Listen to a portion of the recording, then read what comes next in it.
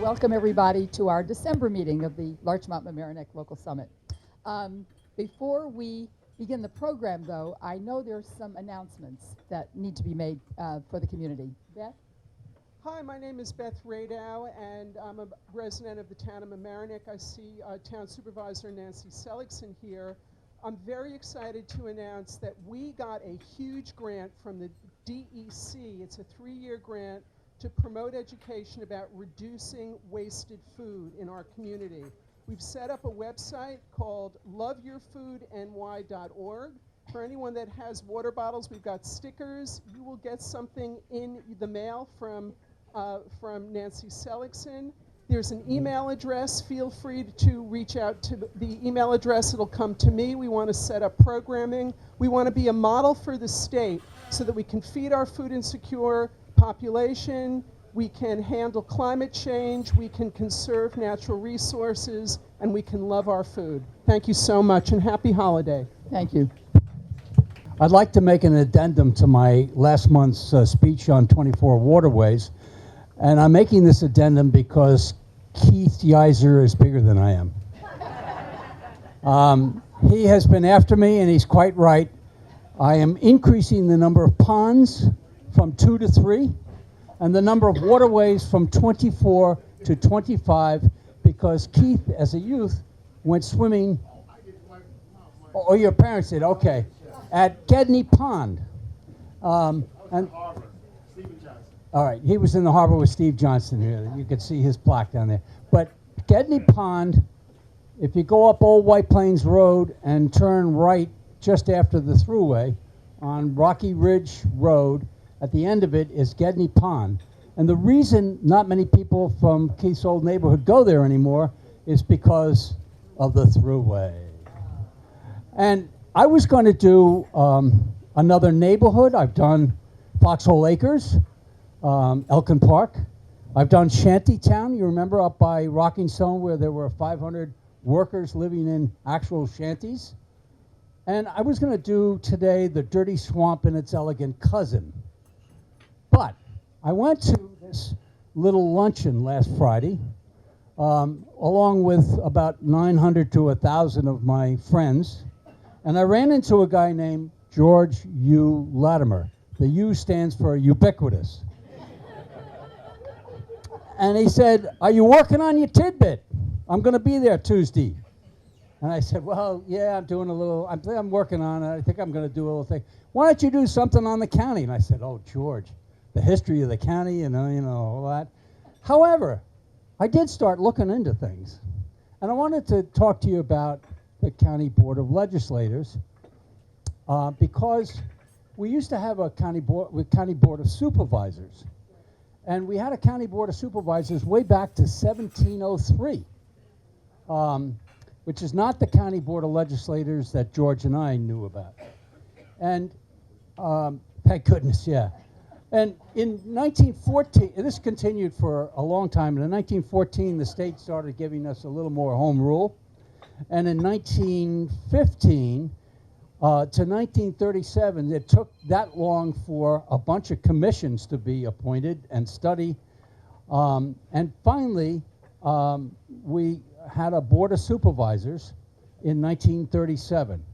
And what happened is that every town and city would send their supervisor, actually the city sent a few more just to equalize it, to the County Board of Supervisors, which met probably once a month, and they did a little bit of county work. But of course, they really weren't attuned to the county as much as they were to their local towns. Greenberg got a little upset about this, and in 1966 they sued, and because they had at the time 83,000 people, and North Salem had 3,000 people, yet they had an equal vote. And back in those days, I remember in law school, it was one man, one vote. There were a lot of cases and so on. And so formed in 1970, January 5th, 1970, we had the first County Board of Legislators. And the first chairman was Herman Geist. Herman Geist. There you go. This isn't fair because you wanted these guys to answer. I get you. It'll be on their quiz in the spring. And Herman was sworn in by a longtime Supreme Court judge, P. Raymond Sirignano. And it's sort of interesting because if you run through the names, which I finally found on the computer, and a lot of these names, were famous to us. Ron Tochi, Vinnie Ripa, who was the former mayor of New Rochelle. A lot of characters, and of course there were some out of the first ones. We had a representative named Tom Keene, and this is the Rye connection because Tom was from Rye.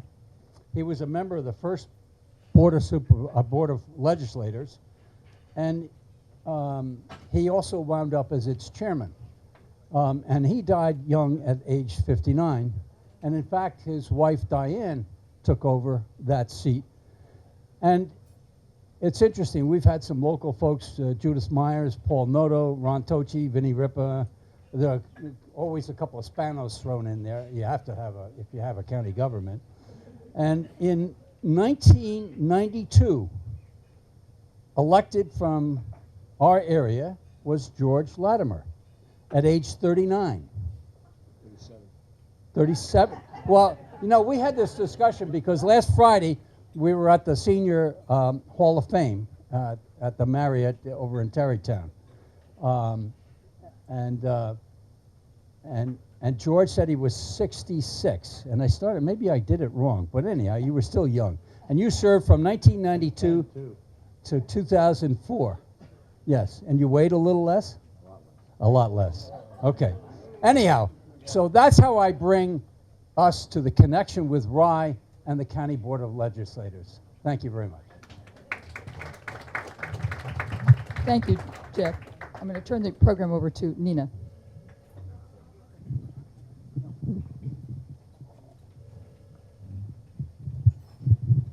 Good morning, everyone. Thank you, George, for coming.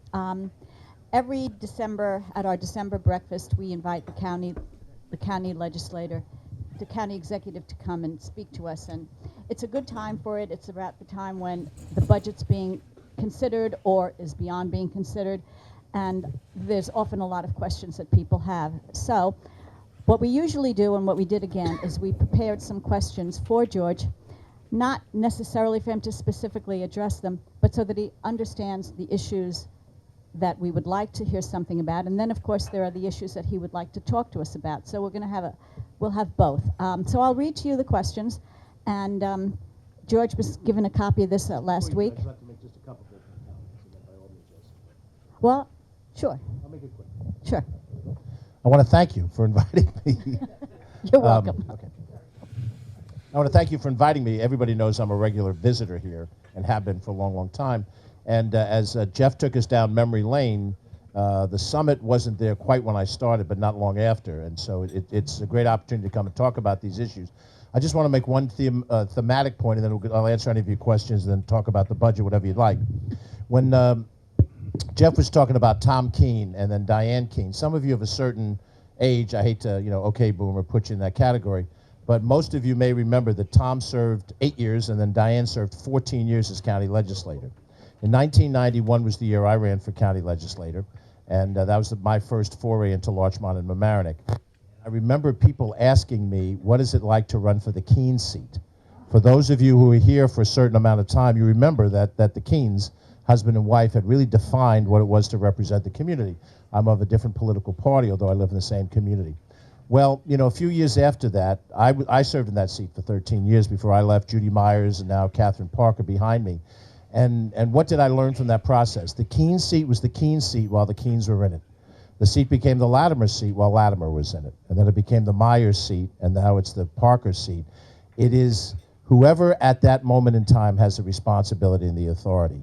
And it's a humbling thing to remember that you are remembered until you're forgotten. So the things that we do That's important. Then you can now answer any of your questions. The things that we're doing right now are important.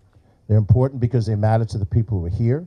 But as an elected official for a long period of time, do not think that l'état c'est moi, because it isn't. This is a nation of laws, not of men or women. This is a nation that will endure beyond my or anybody else's presence in public office. And right now on the national level, that's a very important message, that we are vessels to try to solve problems and deal with them. We are not the purpose for what government is. And I say that having served for all these years here in this community. Now you can ask me any question you want. Thank you. And I'm really not going to ask you questions. I'm going to give you broad topics that we talked about. One had to be the fact that the Affordable Housing Needs Assessment Report came out, and it indicates that there is a serious shortage of housing for affordable housing and housing for those who are less than even able to qualify for affordable housing. So we'd like you to talk a little bit about that. We would like you to talk a little bit about the high property taxes that the county residents pay. And our question to you is, how would you balance the county budget and meet the expectations of our residents? That's the broader question, and how you, and also to talk a little bit about revenue streams, and if you have any new ideas, and what is the revenue that's expected from Playland and Westchester County Airport, if any. The third question had to do with the problem with opioid addiction in the county. It's a national trend. It's a trend that is affecting us here, and we're looking to see what your thoughts are from a perspective of both health and welfare and law enforcement. And the final question is simply that you came out in support of term limits for your position, and we're wondering how that's being received by other members of county government, and what was the basis for your decision. It's all yours. Great. Thank you, Nina. Let me take them in a bit of a different order to try to put some cohesion to the thoughts. Let me start first with property taxes, which leads to the budget, which was adopted by the Board of Legislators just last night for the fiscal year 2020.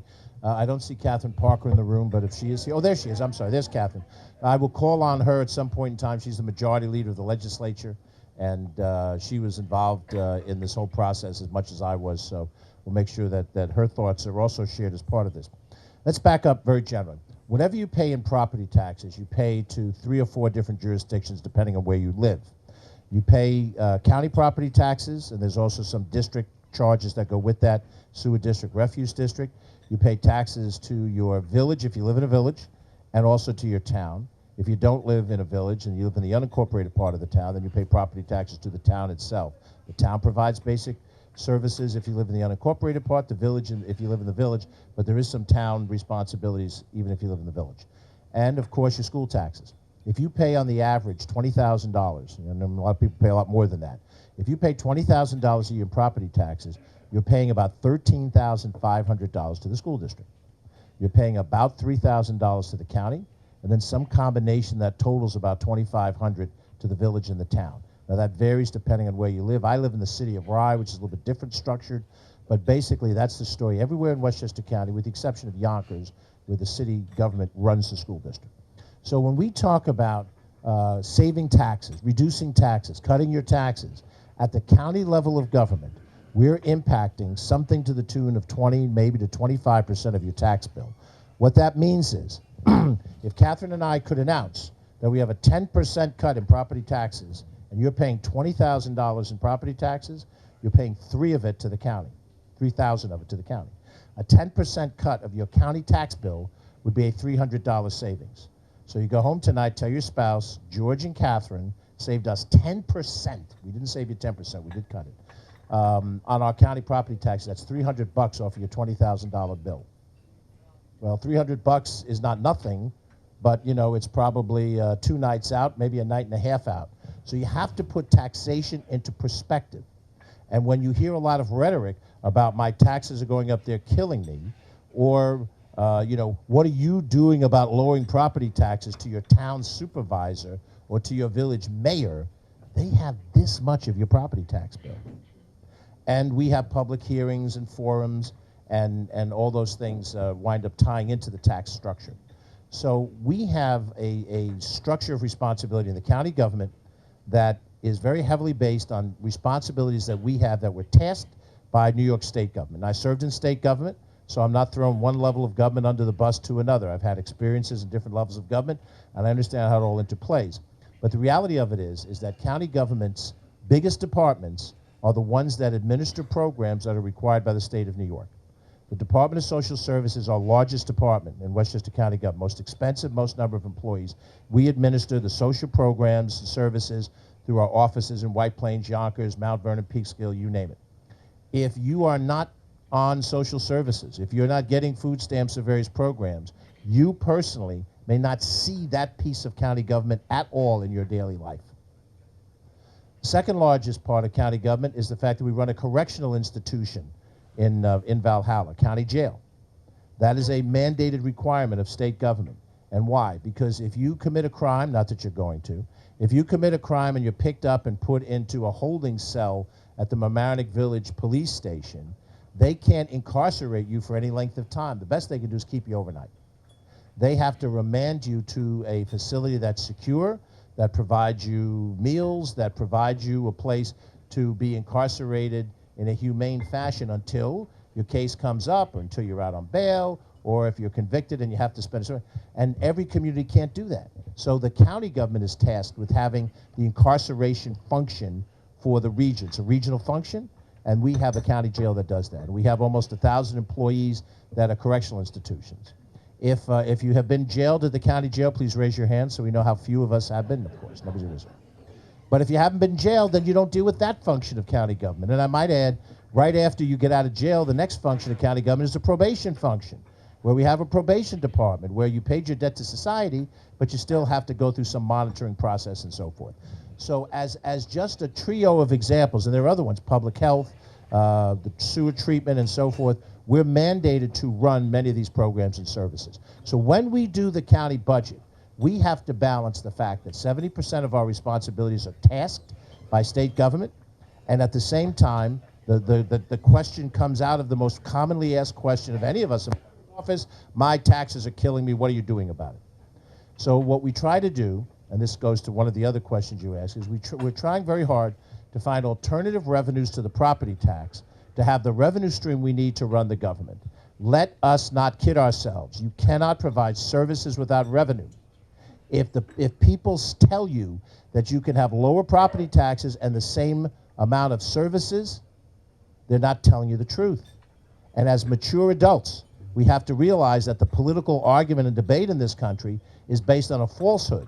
That if you want you want Metro North, you want a commuting service into the city, that costs money. It can't be paid for by everybody who buys a ticket.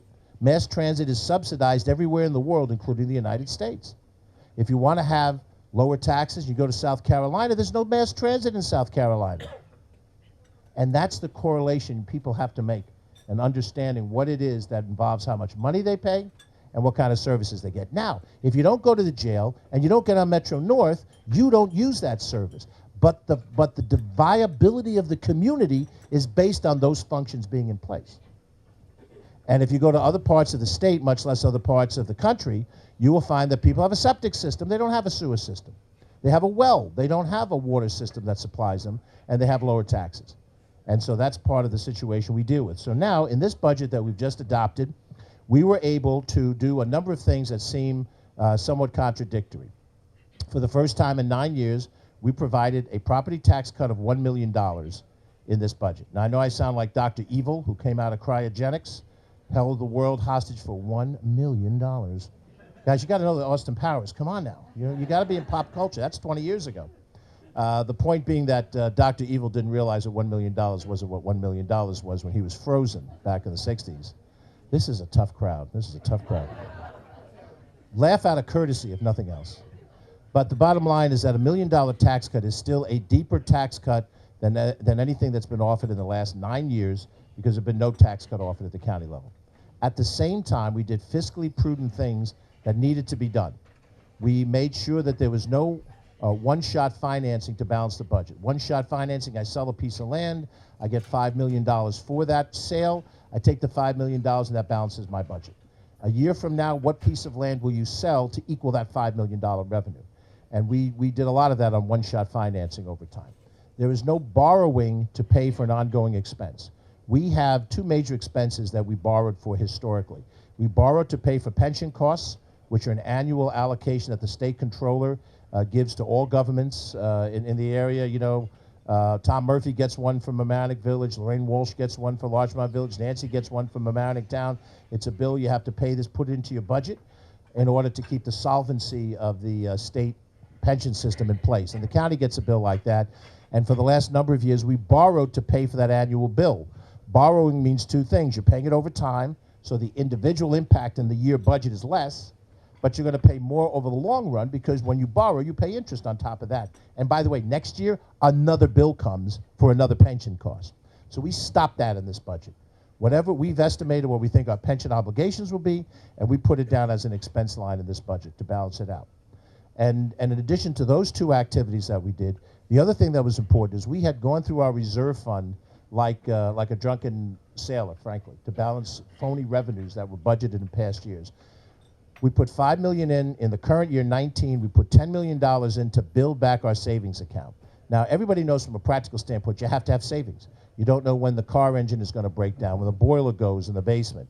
And the county government at a $2 billion budget ought to have reserves of about $150 million. We were down to $64 million. $64 million of reserves. So we made the decision with our alternate revenues to put $5 million, $10 million in this budget. So tax cut, reserve funds put aside, no one-shot financing, no borrowing to pay for ongoing expenses, and Standard & Poor's just lifted the negative outlook on Westchester County's bond rating and gave us a stable, which is an improvement, and that comes from good fiscal policy. And I don't want to play politics with this per se, but I have to say that the party that I represent is generally viewed as the party that is spendthrift, the party that doesn't know how to balance a budget. We're the bad guys when it comes to fiscal policy. But this is the fiscal policy of our administration and the Board of Legislators that we work with. So it's not to make a negative point to the other side, but it's to defend my side from the constant argument that we're the guys that don't understand it. We understood the fiscal problems of Westchester County. And for a number of years when there was zero tax increase, there was no alternate revenues. Now to your alternate revenue position, we took the point that you can't cost cut your way to success ultimately. Any of you been in business, and I was in corporate life for 20 years, you have to cost cut and prune back. But you can't eat into the bone of how you deliver the service or product, or you won't survive as a company. You're watching right now print media dying, except for the major news, New York Times, Washington Post, and so forth. But you're watching our local daily newspaper, which is an essential part of information, even when I don't like what they write. But we need that paper to survive, but it's not surviving. They can't cost cut their way to success. You've got to figure out how to grow the pie economically, or you won't survive. Neither will government survive. And what we've done over the course of this period of time is we went out and we equalized the sales tax across Westchester County. Now, when I say equalized, what do I mean? The sales tax now in Mamaroneck is the same sales tax that it was in Mount Vernon. In Mount Vernon, it was 8 3/8, and in Mamaroneck and other places, it was 7 3/8. We equalized it. Someone said to me, "Oh, you're raising my taxes. I'm going to go to Putnam County to shop." Go ahead. They're already 8 3/8. And go to Rockland, too, because they're 8 3/8, and you paid across the bridge. Go down to the Bronx, Bay Plaza. They're higher than that. Yonkers, 8 5/8. We equalized it. By equalizing it, we generated revenue. And the first thing we do with the revenue is share it back to the local governments and the school districts. We put money in the pocket of Nancy and Lorraine and Tom to help balance their budgets. And my understanding is all three of those budgets will be below tax cap, in part, give credit for what they've done, but in part because we, the county government, were not pigs. We shared money because you're paying the same property tax bill from all those different jurisdictions. In addition, what we did with the additional money we got from sales tax were the things we talked about, $10 million. The cost of not borrowing to pay for expenses is probably about a $9 million cost in a year, roughly speaking. So when you add those numbers up, they do fit. Now, we're also assuming that we don't end it right there. We've had renegotiations of the Liberty Lines contract for the bus system. How many have been on a Beeline bus in the last year? Not many. But the people that need it. They need transportation. They don't have cars. They want to go to work or wherever they have to go. And that Beeline bus system, which doesn't serve this area as well, but it serves people in Mount Vernon and White Plains and other places. We renegotiated that contract. I didn't personally do it. My senior managers did. Saved $20 million for 5 years in that renegotiation. We had senior managers that renegotiated the contract with Wheelabrator, which handles our garbage to energy. And a controversial contract, controversial organization, but they're the only place we have to dispose of the garbage in that fashion. In a 10-year deal, we saved $17 million in that renegotiation. So where do you get the revenue from? You get it from renegotiating contracts and hard negotiations and favorable negotiations. We also had one of our guys, Director of Sustainability, Peter McCart, says, I met this company, New Energin, and they have a way for us to reduce the amount of electricity we use on a night of peak need. We investigated, we got into it. That process by which we go off the electric grid on the nights of peak need means that Con Edison doesn't have to buy electricity at a higher rate, because that's what they do when they don't have enough. They buy it off the grid at a premium.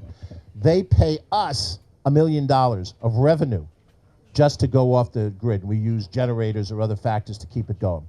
We generated money from a deal that we cut with Airbnb. These things didn't exist 2 years ago. New Energin was not there 2 years ago.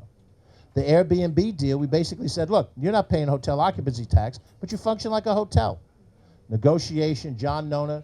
We have a county attorney who wasn't just an attorney who stood with me at the train station handing out my literature and I made him county attorney. We have a guy who's a partner in major law firms in the city. Litigator, and understood how to negotiate, and in his negotiation with Airbnb, they are now paying us a rough equivalent. We probably cut them a deal, but they're paying us a rough equivalent, probably $500,000 a year in revenue, non-property tax revenue. That's how you balance a budget, you cut taxes, and you don't cut services. Because the other strategy that you heard, and I sat in the room when it was being delivered, is we're not going to raise taxes, and we're going to sell off playland. We're going to contract out the airport. We're going to do all these different things, but at some point in time, you're burning furniture for firewood. And when you run out of furniture, you still need to keep the fire going. Now, we did not do that airport deal that was proposed under my predecessor. Credit Catherine and her colleagues for stopping that from happening. We put the airport deal on hold. The airport is a profitable entity, but the laws of the federal government, the FAA, is you can't use the profit of the airport to fund the rest of your government. And with that thought in mind, it doesn't help us with our tax authority. What my predecessor figured out, which is legal to do, is you could bring in a company that would take over responsibility for the airport. They pay you for that privilege, and in paying you for that privilege, they do whatever they have to do to make it profitable, and that's how you get the money out of it. And we did not feel that that was the right strategy right now. We've got major issues at the airport to deal with first. Playland's a horse of a different color. I believe that Playland was unappreciated for at least a decade, was left to just sort of saunter along, and it became the self-fulfilling prophecy. Attendance dropped. There was no new ride, no energy, no effort made to do anything more than just be basically functional. And our administration, with the support of the Board of Legislators, says, no, we're going to turn this park around. Why? It's a public asset, in my opinion, but I think in the opinion of most people.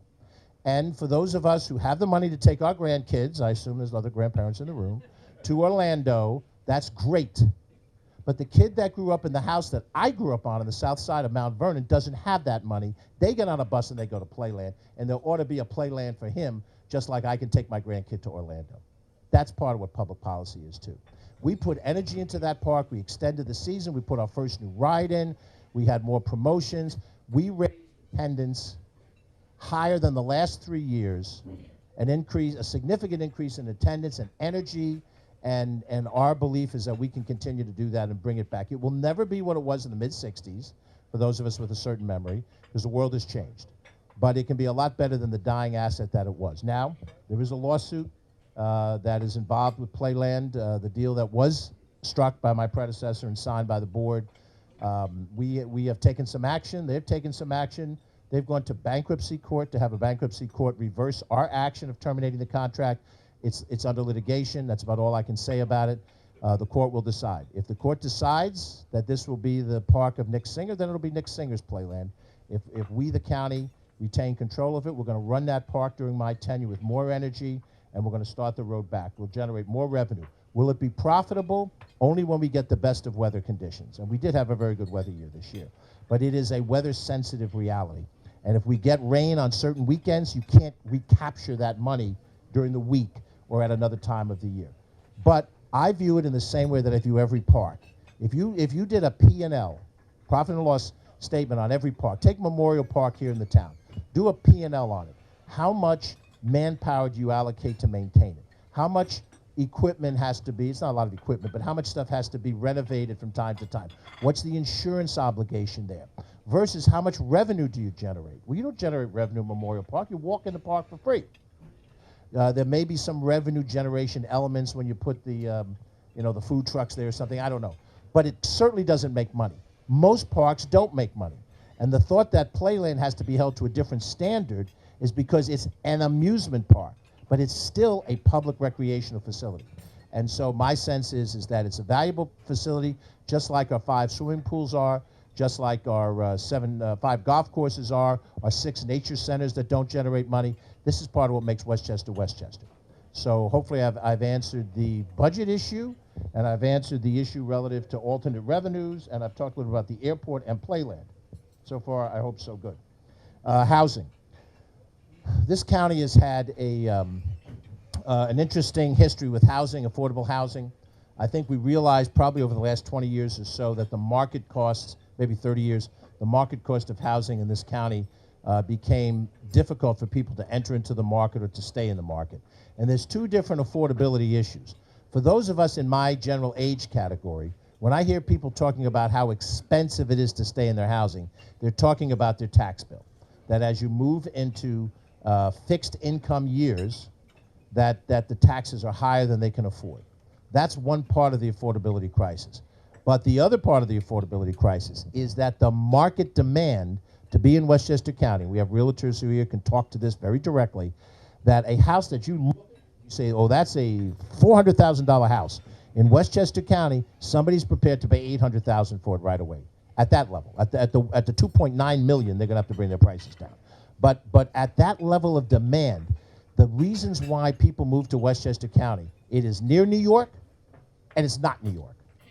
Simple. There's your economic development plan. It's next to New York City, convenience, proximity, but it has the bucolic environment, the water, the commute, the nice small downtowns. It's not New York City. It's both of those 2 things. That demand is what drives prices up.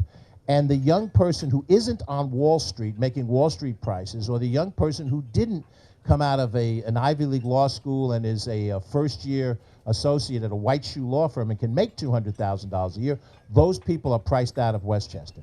And then let us, again, not forget poor people. And many times when we talk about public policy in Westchester County, we talk about affordability because it is tough for the middle class, for seniors to be able to afford these things. But there are poor people in this county, and there's lots of them. Lots of them. And they too suffer from this, and we have an obligation for them. So in the affordable housing challenge that we have, it ranges from 80% of average mean income down to 30%, and actually below that. And the problem we have in developing affordable housing, number one, is we're a built-up county. We don't have lots and lots and lots of open land. Larchmont had an affordable housing project that was tucked along the side of the thruway between Palmer Avenue and the thruway. Most of us didn't know there was enough land in there to be able to fit a building in there. But it happened. In Rise City, there was a piece of land, 2.1 acre piece of land that had been laid fallow, was owned by the county, also next to the thruway. That became 41 units of affordable senior housing. But it's hard to find the land, number one. Land's at a premium. When you have an open piece of land, it has to be obtained if the county or some government doesn't own it. That's why in this budget we put in $10 million for land acquisition, because we can't build affordable housing if we don't have the land and we can write the cost of the land down. The second thing is infrastructure. We put $10 million in this budget for infrastructure. Infrastructure means what? It means you need to run a sewer pipe. You need to curb something. You need to put a traffic light. You need to change the intersection in some way to make a building possible. Those infrastructure costs, we budgeted $10 million to try to make those things happen as well. So that's part of the way we're incentivizing the affordable housing that we need. But land is at a premium. And then, of course, you have the fundamental financial problems of affordable housing. Labor costs are high, so you try to negotiate lower labor costs in affordable housing situations. We have had those dialogues with the various construction unions. And then at the end of the day, when you go through all of that, the ability of the individual to afford the affordable unit, which is still priced here. It's not priced at, $100. My first apartment was $200 for a 3-room apartment in Mount Vernon, 45 years ago. There's nothing like that ever anywhere in the worst, neighborhood in this county. So that affordability factor at the lower end of the economic range has to come from federal subsidies, Section 8 subsidies, and this present administration is not of a mind to do that. It's about as nice a way as I can put it. Their philosophy is not to do that. Their philosophy is to cut back on food stamps. You're watching that happen, and elections, follow, and they have consequences as to, who's in charge and what they do with their public opportunity and authority. But the affordable housing challenge is great. We, by doing this report, we've done the first real statistical analysis in, I guess, 20 years, 30 years that outlines what our needs are. And beginning in January, we're going to have a series of regional meetings. There'll be a Sound Shore meeting with elected officials. We'll do one in northeastern Westchester, northwestern Westchester, to go over the statistical data. The data will help us get grants, which is essential. As Beth talked about with her food grant, you have to compete for these things, and you can compete with statistics and data and understanding. My predecessor administration dealt with a lawsuit and satisfied the lawsuit. 750 units of affordable housing and a host of other things that were required that changed some zoning, and some of the cooperative communities did it, some did it under duress. Mamaroneck Town, to their credit, did it voluntarily because they understood the need. But there are communities in this county that don't want to do these things, and we'll have to determine. I'm not going to telegraph my strategy right now. We'll start with sweet reasonability, and we'll see how far sweet reasonability will get us. But as you can see, by sharing sales tax money, by the fact that I went to every town council, village board, and city council in this county in my first year in office. That's never been done by a county executive before. As a county legislator, I did it all the time. But as a county executive, it's never been done before. I went to every single municipal leader in this government, Republican, Democrat, conservative, liberal, to say we're going to have a new relationship between the county and the municipal governments. And when we have issues, we're going to work through them. It's a side point, you didn't raise it, but one of the issues in this area are the sewer districts and the cost of sewer districts. We've met to talk about consolidation of sewer districts. It's a very complicated process. I'll give you the heads up. Tomorrow, I think I'm announcing that Mike Kaplowitz, who is a member of the Board of Legislators, he's leaving office at the end of the year, didn't seek re-election. He's going to join our administration as a deputy commissioner in the Department of Environmental Facilities to specifically handle the issue of consolidation of sewer districts. And in Mike, we have a person who has the financial knowledge. He has the knowledge of government and politics. He's a perfect person for this job. And now, Nancy, you'll have a point person that you can talk to in governmental language to help us move forward on consolidation. When you go to communities and say, we know that's a problem, and we're going to help you address it. We go to Mount, we say, we know you have a problem at Memorial Field. We're going to help you address it. Now you've created the climate by which we can build affordable housing, because it's done cooperatively, not at gunpoint. The opioid issue is a very complicated issue. I think we all understand that. It is a national issue. There's probably about 4 or 5 components to the issue for which county government has responsibility in every area, but less or more depending on the specifics of it. Certainly there's a public education component in which you have to try, just as we do with smoking, to try to minimize the attraction to do something which is a natural tendency, starting off with young people, to try. Every 13-year-old that I know of pretty much tries to smoke at some point in time. It looks cool. I'm sure if I went through the room, 80 to 90% of us were most tempted to start smoking about that age. And the same is true with alcohol, and the same is true now with opioid situations. So public education, working through RADAR in this community, RIACT in the next community, NC4, and all these other groups, is a county function for which we have to do more. Michael Orth, our Commissioner of Mental Health, is leading the charge on that public education component. He works closely with Dr. Shalita Amla, who is our Commissioner of Health, and together we'll try to be good partners in helping the public education side of it. On the other end of it, the enforcement side, which you raised, the county public safety department, county police, works hand in hand with local governments and the state police to try to interdict the rings that advance these things. I will tell you that until, in my opinion, what I've read and what I believe, until you effectively deal with the demand side, you can never effectively stop this just on the supply side. You can have all the policing that you want. You could break up the cartels, and tomorrow, because the economic rationale to do this is there, those cartels will reform under other bad people who then get their thugs to do their things. So, but the enforcement side is important, but many times on the opioid issue, I hear people talking only about the enforcement. Break up these people who are bringing drugs to our kids. that's only one part of the opioid problem, but it is a necessary part. In the middle piece is treatment and recovery. And in those cases, during my tenure in the state legislature, Steve Otis is here, our assemblyman. Shelley Mayer may join us. Oh, no, she's up at a conference upstate, I'm sorry. But Shelley and Steve, as our state legislators, have worked on legislation that changes what insurance coverage should be so that you get more treatment, because you need more treatment. This is the kind of thing that's an addiction. You can't say, hey, 5 treatments or 10 treatments and that's sufficient. You might need infinitely more than that. And if the individuals can't afford to pay for those treatments and you fall off the treatment wagon, you go right back into the behavior that leads to difficulty. And I know they're working on that in terms of treatment and then recovery as well. And I'll defer to a future summit when Shelley and Steve are up here and they can talk about the state component of fighting the opioid crisis. But the one thing I would say, and I'll go back again to my roots, when I was a kid, I'll be 50 years now since I graduated high school this spring. The drug problem in 1970 was considered to be an urban ghetto problem. It was those folks of color who were poor, who would take drugs to take their minds off of poverty and terrible living conditions in the ghetto. It didn't affect the white, wealthy classes of our society. And it was seen as, you know, over there. I can even give you pop culture references, songs that were out in those days and so forth. In a certain amount of drug experimentation amongst the other community, but the crisis was in the ghetto. Now the crisis is everywhere. The crisis is in the wealthiest corners of this county, the middle class corners of this county, and the poor corners of this county. That's what happens with opioid. And the example that I use, and I hate to use it, I wish I never could have to use it. I live in a very modest house on the end of Wainwright Street. It's 50 by 100, that's all I got. I have a little driveway, and I got a hedge. The next family over is no further than me than that wall over there. The kid who lived next door to me, Hank McWilliams, died of an opioid overdose right about this time 4 years ago. He was an athlete, got an injury playing hockey, prescription drugs, couldn't kick it, wrong kids, gave him heroin. He dried out, he came back, he overdosed when he came back from college, when his friends came back from college during the Christmas break. He died, he's gone forever. I can still see Hank shooting hoop right on the other side of my hedge.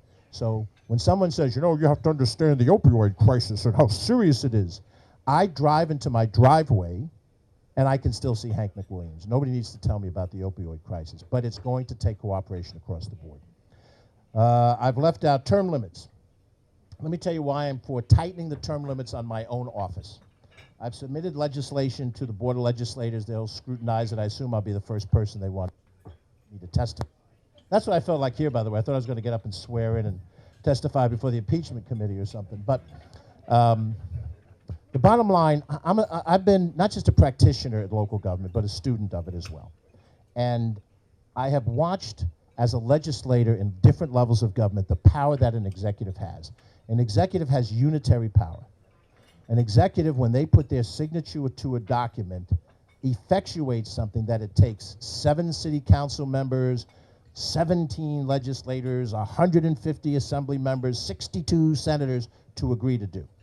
And the protection that, I don't want to sound all philosophical, I sound like Jeff giving you tidbits, but the philosophical balancing of democracy comes from the legislative branch. I'm an executive, but it comes from the legislative branch. You've always had a king. You've always had military junta leader, maybe a religious leader that dominated. You always had an executive function and absolute monarchy. It's the legislature that balances the check and balance. And I thought about that all those years. I'm a legislator. Now I'm an executive. I look at the power that I have as county executive. I got a hell of a lot of power. I can get into the paper faster now than I ever could before. I serve with my friends in the state legislature. I have one particular friend who Steve knows. I'm not going to out him. A man who I served with in both the county legislature and in the state assembly, and he's always dogging me about how many times I'm on TV. I said, well, you know, it's the job that puts me on TV. They weren't calling me up to get me on TV when I was an assemblyman. But I recognize that the restraint of that power is wise, and I understand philosophically many people believe term limits are what elections are, but with an election system that is based on money first and everything else later, you can't tell me that the election alone is the backstop. Because what a person can do when they're an incumbent, and I have been an incumbent in a lot of elections, It builds in. You send out some newsletters, and some places guys will do it right up to Election Day. So it's my sense that you have to limit the executive a little more. When term limits were created by the county 10 years ago, 9 years ago, they imposed term limits. So I'm not imposing it for the first time. It was a 3-term limit on the executive and a 6-term limit on the legislature. Legislators can serve for 12 years, executives serve for 12 years. My sense is that the executives should serve for less. 8 to me is the better number. It's the limit on the Jersey governorship, the Connecticut governorship, the presidency, the mayor of New York City, although Bloomberg playing that one, Yonkers ain't playing that one. But by and large, 8 years is a good amount of time. And my sense is that I asked for this legislation and it would apply to me, not grandfather to the next person, but to me. And if you're ever going to restrain an executive function, it takes the executive to understand that, and I do. And that's why I did it. So I'm done talking to those questions, and I'll take any other questions you have. Thank you.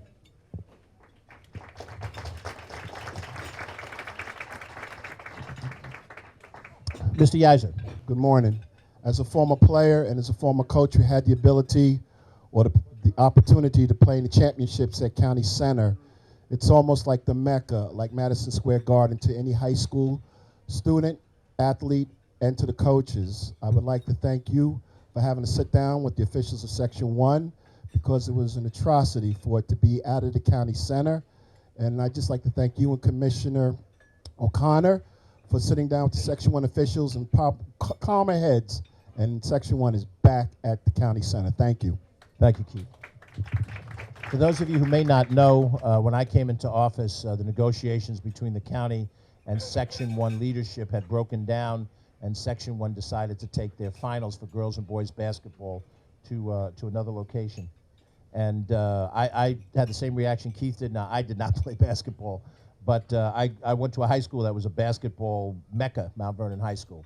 And we used to say that in Mount Vernon, basketball is a religion, and the county center playing for the sectionals was the cathedral of the religion before we went on to play in the state thing. So we had a rough go of it for a couple of years, but leadership changed in Section 1, and we've made the arrangements necessary, and I'm glad it's going to be there too, man. I think it's the right place, it's the right statement. The Board of Legislators supported our effort, and we're there. Good. You know, while people are waiting, we have another question ready? Yes. Is there anything that county or local or state government can do about all the empty stores? Because we understand there's a rumor that there's a tax benefit to landlords to keep their store empty. Is there anything, is that true, and is there anything that can be done? Well, the empty stores in areas like Larchmont, Rye, the wealthier areas, are a function of the ownership of the buildings holding out for what they believe is the rental that they want to have. Under normal circumstances, and I'll let the realtors in the room correct me, when you're doing a commercial lease, a store owner pretty much would like a 5 or 10 year lease with an option on top of that. So a 10 and 5 or 5 and 5. They want a longer term situation. If I move into an apartment on a 2-year lease, I might move out for certain reasons. Stores don't want to do that. And so many of the owners hold out for the highest possible rent. And I think many of them look at the demographics of 10538, 10580, 10708, which is Bronxville, and that they can get a certain rent along these lines. Now, if you're a real estate investment trust, a REIT, which many of these buildings are owned by, it's not, you know, Joe Smith who lives in town who owns these buildings to the same degree. There's some, but most of them are not like that. You can't reach these guys and appeal to their community mindedness to do something. You know, they have an office in suburban Chicago. They own, 85 buildings like this, and one of them happens to be in Larchmont, and one of them happens to be in Bronxville. And they will keep it open until they think they can get a national chain. And you've seen that happen from time to time. You get a national chain to come in one of these stores. They may not be there for long, but a national chain is prepared to pay a hell of a lot more money. So the tax benefits are structured in a tax code that we at the county level do not have control over, and the village and the town do not have control over. And I'm not sure how much control the state actually has. They may have some in that area, so that would be an area for the state to investigate. And then also the federal tax code, which is probably more dominant, because when you think about how much money you pay in taxes to the state and to the feds, you pay a lot more to the feds in these areas. So probably is federal tax code that incentivizes them by saying you can write off losses within a certain parameter of income. And as long as all of your holdings aren't empty, there probably is some benefit to drop yourself down, in some category of taxation by keeping some of these empty. probably what has to happen is, and I don't know if this has been done, and I'm not trying to say if it hasn't been done, there's something failing, but I think there probably needs to be a full inventory of all of the different storefronts in a given community, and the ownership, and a systematic effort to reach out to them. If that has been done in a Larchmont or a Mamaroneck, so be it. And then there may be certain things that can happen because not all the owners are REITs, not all of them are out of town. There may be other folks who are somewhere else in the metropolitan area. But it is not an easy process, and there is a tax benefit that is possible for someone who owns enough of some entity that owns enough of these things. And, you know, keep in mind that the tax structure of these things are often structured through LLCs. You know, it's not Joe Smith, as I just described, who the one, you know, like Mr. Potter in It's a Wonderful Life, and he owns all of Bedford Falls, you know. They're corporate structures that think very differently than a community-mindedness would. So there are some changes that could be made in the tax law, but I think the state and the feds have to make that change. Catherine?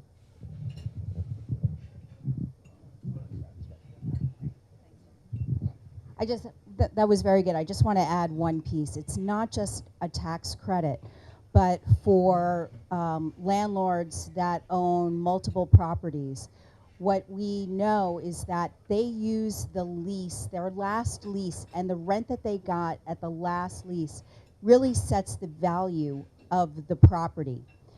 So it's a separate valuation than you know, when you have your house evaluated, they're really looking at just the house itself.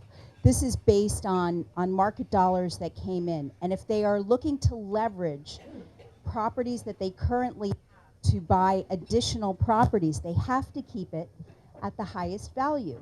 And so that, again, becomes an issue. But I think actually, really what we're talking about is a bigger issue that's not based just on the landlords. And, you know, I was a small business owner with a store for almost 23 years, so I know a little bit about what I'm talking about. It's not just something that's symptomatic and happening in the Sound Shore. It's not just something that's happening in New York. It's something that's happening all across the country, which is our habits as consumers have changed dramatically. And a lot of us are doing our shopping online. It's very convenient. And so the businesses that have been the anchors of our main streets have not been able to compete. And that's really the crux of the issue. What do we do with those spaces? And I think if we look at that as the problem to solve, as opposed to just the issue about rent and everything else, I think that's the bigger issue. And actually, I'll give another little shout out to George Latimer as county executive. Economic development is something that he has really been looking at and put, I think, $1 million in for startups in Westchester County. It's exactly what we need to position ourselves for the future. You know, I think the model of the Main Street, as I say, that we're talking about with storefronts, that the day's kind of coming to the, you know, these are the blacksmith shops, and things are changing. We have to just look at that. So I thank County Executive Latimer for really focusing on the bigger picture. Thank you.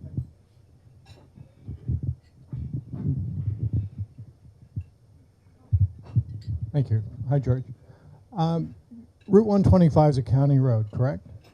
No, Route 125 is Weaver Street, Yeah. State Road. State road. Murray okay, Avenue okay. is a county road. All right. Then I don't have a question. It's okay.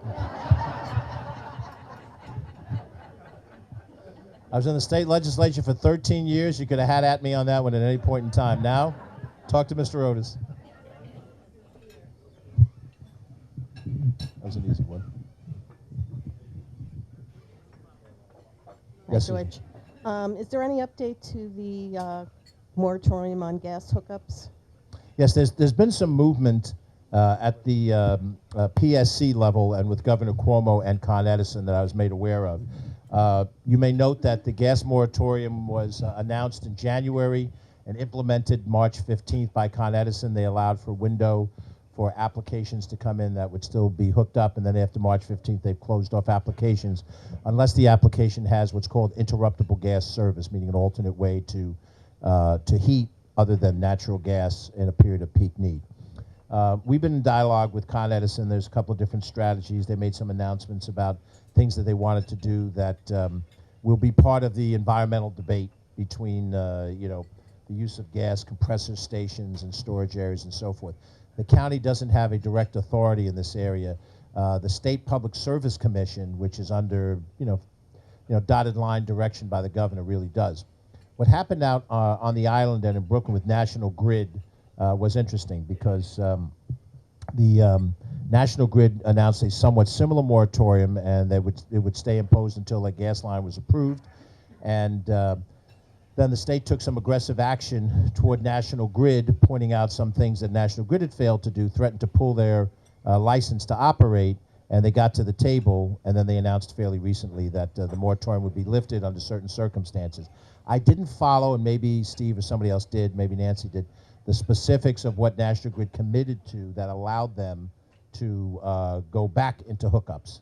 But now that dialogue is happening between Con Edison and the folks around the governor. Con Edison did their moratorium, I think, more legally. They followed the legal prescriptions to do it more than National Grid did, and that may have been the window by which National Grid was held more accountable than Con Edison. But that dialogue is happening now. I couldn't tell you how close they are or are not to lifting the moratorium and under what circumstances. We know that they have said to us, if we could identify sites for natural gas storage, that they would lift the moratorium, meaning we would find places of land in Westchester County where they could store X cubic feet of natural gas, and they would draw down from that in a period of peak need. Now, I don't think we found a place yet where we could put that kind of a storage anywhere near somebody that they wouldn't protest pretty vigorously. You can imagine we're coming to put something on a piece of land, near where you live, and you ain't putting natural gas next to me in a big storage, facility. But so I don't know, Susan, exactly how fast that dialogue is going to go, but we're monitoring it, and obviously Con Edison will make an announcement. If they have an announcement, if they have some sort of arrangement, they'll probably make an announcement with the governor that it's been lifted under what parameters, because they have said that they're concerned about being able to meet the need. And when you see the cranes going up in New Rochelle and the cranes going up in Yonkers, and the development in downtown Harrison and every place you go, we're in a development mode right now in the county. We're not slow on development, we're fast on development. I can understand that there's got to be a guarantee that those things can be provided. And I'll draw an analogy, which we do deal with at the county level. We don't directly provide gas service, but we directly provide sewage service. And one of the things that we're worried about is with the development and the growth of as many buildings as there are, will we have the sewage capacity to handle all of that? And everything that you see a crane right now, the answer is yes. But if that continues to flourish the way they are, and every community wants to develop at some level. I mean, the Mamaronecks and the Larchmonts and the Rise want to develop as much. But the New Rochelles, the White Plainses, certainly the Yonkers, Mount Vernon would like to get on that kind of a path. We would have, at some point, a problem being able to handle the sewage demand in the same way that the utility has a trouble making the gas demand. So we'll have to see how that plays out over time. I guess Jeff is doing the recognition. From those who support you from behind. Okay, here we go. Following up on that fossil fuel question, can you please speak on environmental issues, what you see as the environmental priorities for Westchester County, where you think Westchester County could lead in environmental efforts, and what kind of environmental legacy you'd like to leave? Well, I think there's 4 or 5 areas in which in this budget we put funding to try to expand our environmental protection and our footprint. The conversion to electric use vehicles is one of those areas. We bought about a quarter of new buses a year ago that were not diesel buses, they were hybrids actually, and we're now going to convert some of that new buses that we buy into electric buses. It will take us a couple of years to convert the whole fleet of 300 buses, but that is one area that we're moving in. There's a fleet of cars, county-owned cars, that county employees use when they come in. They don't use their own car to go out and do inspections and so forth, and we're in the process of converting that fleet, which is in the vicinity of over 1,000 cars. We can't do it all at once. We have to get the life of the vehicle before, but that conversion is important. We've embarked on an electric vehicle charging station effort on county-owned land. For example, we own a parking lot at North White Plains train station. We just opened up 10 charging stations there. And so those who have electric vehicles or hybrid vehicles that need the charge can pull up, park there, go into the city, charge up, and work off of that. So that's an initiative. We're working right now to try to come up with a strategy on food scrap recycling to take that out of the waste stream and recycle it in an appropriate way rather than just burn it. And most communities now, not most, but most of the smaller communities have depot drop-off food scrap recycling. Some have curbside. Scarsdale, Rice City have curbside. And the county is trying to determine, can we site a place for that in Westchester, or do we have to use those that are elsewhere, Ulster, Connecticut, more expensive to transport. But we still would have to make some capital changes to our garbage structure so that we could accommodate receiving food scrap recycling separate from other garbage. And it has to be appropriate, clean in the sense that only those things that are really food scrap. If it has paper on it or something, it spoils the whole, the load. And so we have to figure out how to put that into place. I think if we could do that over the next couple of years, that would be a major step forward in terms of our recycling effort. We're working on a solar collection plan, rooftops, the things you would expect. One of the problems is on a rooftop situation, you collect enough heat, enough solar heat maybe to heat the building that it's in, but not enough to generate into the grid additional. So you need a lot of places to have solar collection because we don't have the big open field, that they may have in a place in upstate New York where they could have a whole solar collection field. We don't have the equivalent of that in Westchester. We also have to deal with issues of parkland usage where we do have space and whether or not solar collection fields are allowed for under New York State. So we have two competing goals: protect your parkland, don't develop in parkland, and at the same time have solar collection. But that's part of our initiatives here. We're going to have a very aggressive tree planting initiative for the obvious reasons, and we're limited to doing that within county-owned lands and places, but many times county-owned land appears in areas that you wouldn't expect them. We own little pocket things here and there, and where it's appropriate to add more trees and help the CO2 conversion situation would be part of it. We've done things, and we haven't done it perfectly yet, where we're trying to get our own operations to be less carbon impactful. Stop using plastic, styrofoam things, all of those things. And human behavior is hard to change. Even in myself, I find it, that, I'll go and I'll get something. Next thing you know, I'm in some kind of an inappropriate container to drink my coffee. I didn't bring my cup, and, But, the thing is that we're doing things that put us in the right direction, but I wouldn't want to misrepresent it as, look at us, we're doing all these magnificent things. We're doing things that need to be done of fairly small scope, on the belief that if all of us do something of a fairly basic scope, there'll be improvement. But we do need, and I have to go back to the national level of government, we need a national commitment from the top down. Because whatever Larchmont Village does, or Mamaroneck Village does, or Mamaroneck Town does is good. Whatever Westchester County does is good. But the global crisis we face is about the United States of America interacting with China and India, and sometimes I think people who are activists on the environment will come to those of us in local government and say, why aren't you doing more? And yes, we need to do more, but the macro issue is where we stand as a nation and how we as a nation interact with other nations and how we incentivize the various industries that are out there, the fuel industry, fossil fuel industry, and so forth. So it's not to buck it off, but it's also not to overstate what we're doing. We're doing things that we think are good and helpful in the right direction. George, let me say what you didn't want to say. You are doing big things on the environment. And I think we need to take a look back at one of the first things that you did, because I think this is really getting to the crux of it. So I had created the Office of Energy Director and Office of Sustainability, but you did something that your predecessor didn't do, which is you took it extremely seriously, and you brought one of the founders of Sustainable Westchester to Westchester County government to be in charge of that. And you put together the Climate Crisis Task Force, and I could go on, and all I will say to this is I think it would be great for the summit to invite Peter McCart to really give you a good overview of all the things that are happening in the county that would really assure you that you have people in government that are looking at this and knowing that we have to make changes today. We have to, forget the moratorium with Con Ed. We have to get to renewable energy. We need to encourage on every level. And I think you were being very modest there, so I had to jump up and jump in. And I'm going to turn it back to Jeff, but that needed to be corrected. You got an answer for that, kid?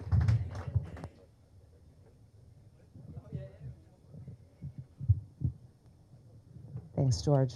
My question is about our immigrant community, and given the tremendous hostility of the federal government and what I understand is increased ICE activity in the county, can you talk a little bit about our county government's role in protecting our neighbors? Sure. Well, Jenny, the first thing was to sign into law the Immigrant Protection Act, which was crafted under the prior cycle, passed by the Board of Legislators on a bipartisan basis, vetoed by my predecessor. There were modifications made to the law to negotiate some concerns that were legitimate concerns, and then that was passed fairly early on in our tenure by the Board of Legislators, and I signed it into law. What the Immigrant Protection Act does and what it doesn't do is very important to understand, because you hear this word optics, and people say, well, the optics of that looks bad. What the optics does in that particular law, it solves a certain particular concern. And that is that if you are interacting with the county police or the county corrections department and you have been arrested for a particular crime or a particular infraction, that is what you will be facing judicial review for, and not immediately be turned over to the immigration authorities unless they have a judicial warrant for you. Now, what makes the difference of a judicial warrant? A judicial warrant isn't I come in and grab Malcolm and I take him with me and he disappears. I go to a judge and I lay out a case why Malcolm, no offense, Malcolm, because we'll say it's somebody else, Jack over here, that Jack, is a legitimate gang man and he has legitimately done bad things, legitimately needs to be deported immediately, and you can show that proof to a federal judge. The federal judge issues a warrant. If Jack is in our possession, Jack is turned over to ICE. Goodbye, Jack. But it's based on some substantive behavior that warrants his deportation immediately. And that was not the case, because in many places, and the classic example is Joe Arpaio when he was sheriff in Phoenix, he made the identification of immigrants who were here without proper documentation a priority. Move these people out of here, get them out of here. Now that's a debatable point. There are people who don't believe that. They believe the 12 million people who are here are all illegal by the fact that and they don't have documentation to be here, they should all be removed. And that becomes a policy point. What we did in the Immigrant Protection Act basically says, if you interact with the county police, the county corrections department, we are not going to be an arm of ICE. That is a narrow protection, but it is a real protection. We also implemented a language access executive order, actually, earlier this year, late last year, in which we are trying to make sure that not just Spanish, because the perception is that all the immigrants are Hispanic coming from Latin America, but also Italian and other prominent languages, that the forms that you have available in Westchester County, if your native language is one of those X number of languages, that you'll have forms and people to interact with for a service, that will be in a language, native language you can understand. So you may be able to speak English, you may not be able to speak it quite as well as your native language, you can't communicate well, you won't necessarily know how to interpret what you're being told in a government context, that we will have language access, and that is a helpful thing for those who are here, whose primary native language is not English.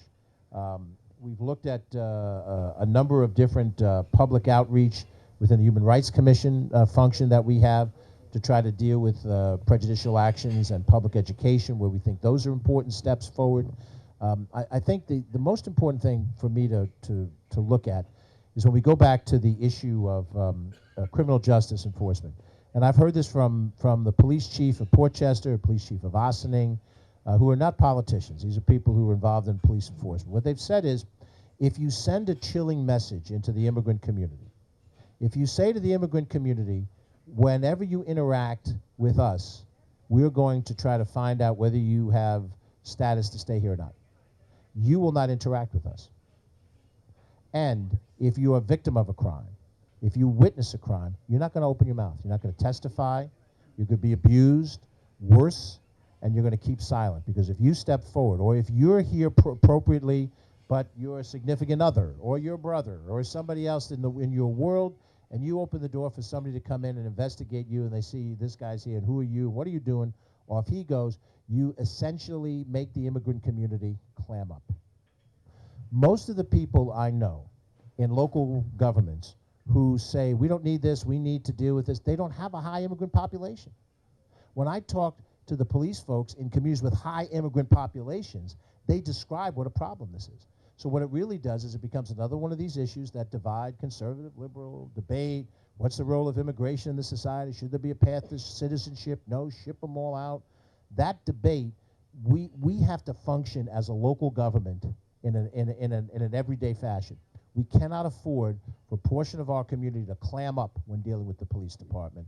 And so that is really the genesis for us to be able to do this. Now, there's many more things that have to be done, and Vince Malfitano, my conservative friend from New Rochelle, is going to want to pipe in on the other side of this.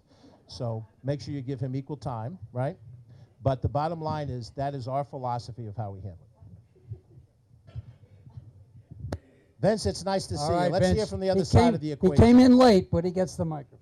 Well, I'm not a conservative, but that's okay. But I did run against Mr. Latimer for assembly years ago, and I enjoy speaking with him, and I compliment you for these events that you hold. It's a good thing for a public servant. I really wanted to just speak on the budget issue for a moment. These other questions are very important, but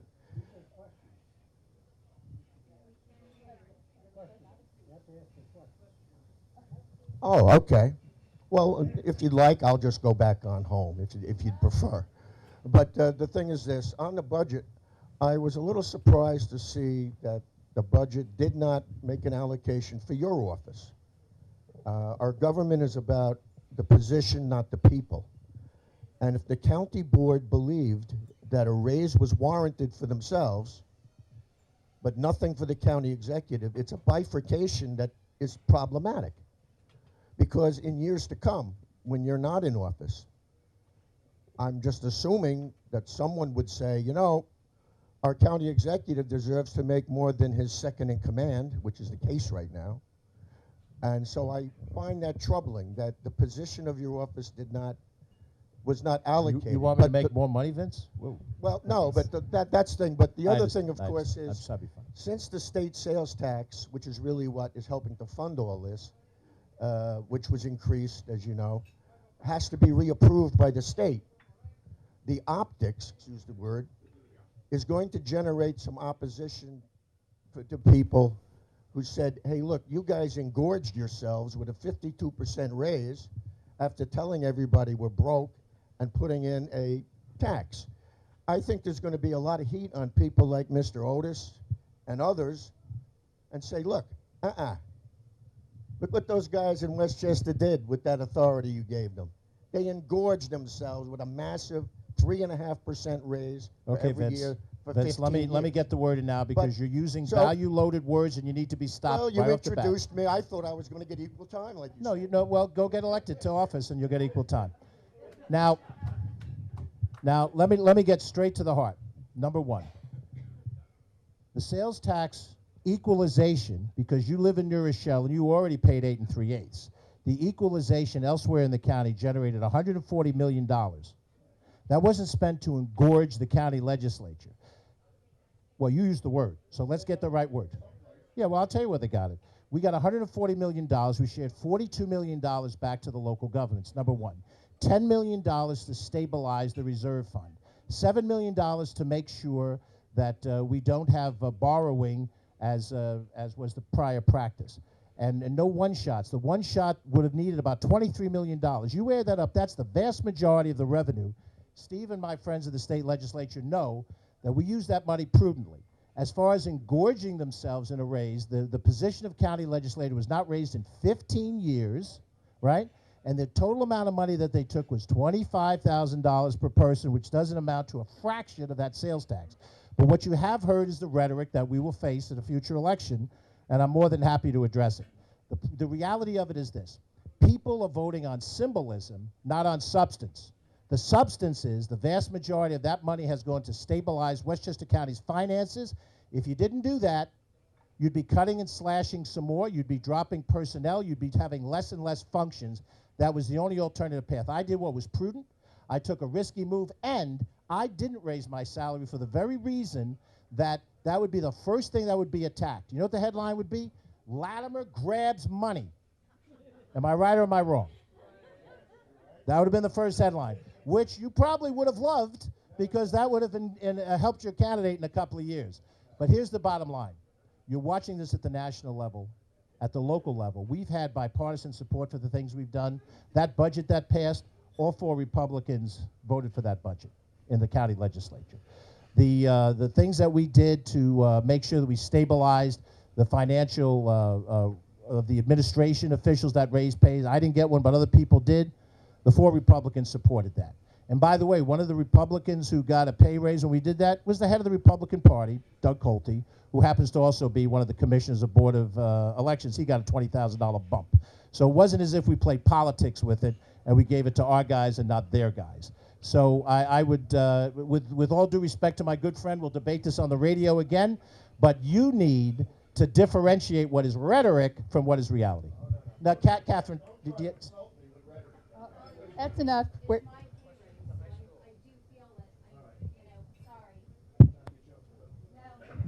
and I think you need some more numbers. So the base salary for a legislator is $49,200. And, you know, the difference, again, executive branch, I think 160,000, and that's absolutely the right number for that job. So 49.2. I work with some incredibly dedicated people. To give us the pay raise to go to $75,000, it's an additional $275,000 to our $2 billion budget. I just want to put that in context. $275,000 out of a $2 billion budget. I will say this, I had a budget town hall on Saturday and I addressed that right up front. Mr. Malfitano was there. He is not in my district, but I welcomed him to speak. But everybody else that spoke about the pay raise said, you are underpaid for what you are doing, and we see you everywhere, and you deserve this, which was very kind. But I will put this out to all of you. If anybody feels that they haven't had a chance to weigh in, that they want to talk to me about this, and you know, I have a couple of weeks between now and January 1. I don't have to accept that pay raise. And show of hands, if you think that sounds reasonable, I will absolutely abide by that. So let's do a little show of hands. Anybody in favor of pay? Should be 85. All right, Janet. So I will just say, you know, again, I've been hearing from constituents. Somebody put it in context that a good housekeeper, even working 6 months out of the year for a family that goes to Florida, gets $65,000 a year. So anyway, that's all I have to say. Thank you, George.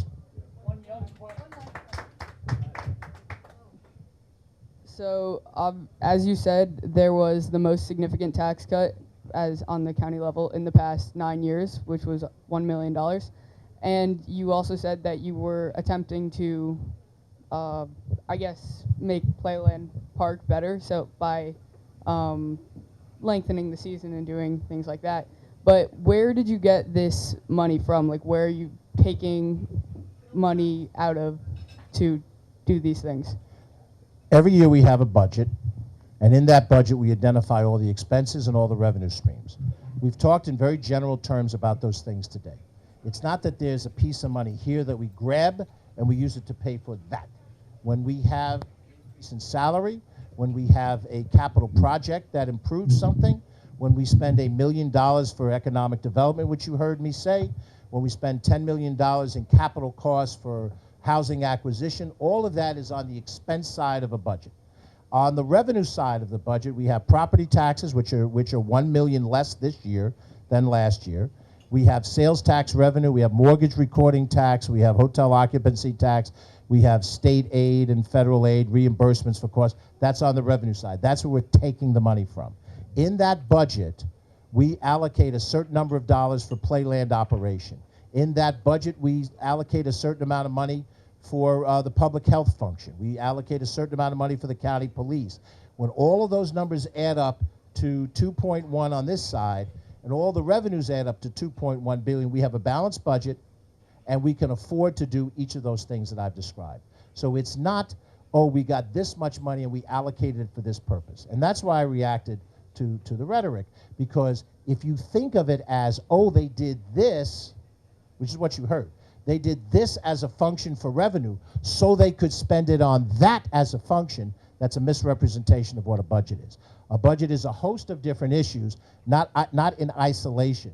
And that's why I doubled down in my explanation when I said we spent far more money, $10 million in the reserve fund, than the $200,000 of the pay increase. When we spent $7 million and we put it on the expense side of the budget so that we didn't have to borrow and spend money for the future, those were fiscally prudent things that helped us raise our bond rating a little bit by Standard & Poor's. That's on the expense revenue side. That's what got balanced. That's what got passed. Thank you, George. Thank you all for your questions and your patience. Next month, January 14th, we're going to explore exactly what is a community comprehensive plan. All of our communities are either having one or facing one, looking forward to it. We're going to explore just what goes into that, what that is all about. Have a wonderful holiday, everyone, and hope the weather remains pretty nice. Thank you for coming.